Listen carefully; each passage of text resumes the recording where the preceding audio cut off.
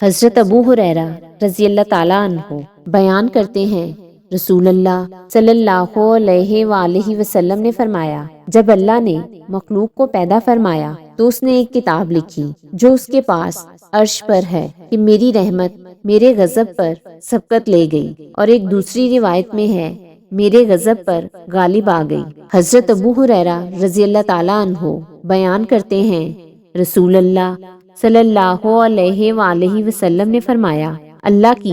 100 رحمتیں ہیں، ان میں سے ایک رحمت جنوں، انسانوں، حیوانوں اور زہریلے جانوروں میں اتار دی، جس کے ذریعے وہ باہم شفقت اور رحم کرتے ہیں۔ اسی وجہ سے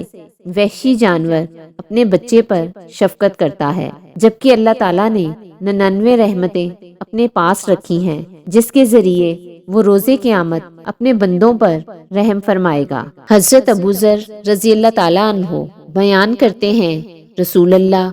صلی اللہ علیہ وآلہ وسلم نے فرمایا، جو شخص اس حال میں اللہ تعالیٰ کے ساتھ ملاقات کرے کہ وہ دنیا میں کسی کو اللہ کے برابر قرار نہ دیتا ہو، پھر اس پر پہاڑوں جتنے بھی گناہ ہوں تو اللہ تعالیٰ اس کو معاف فرما دے گا۔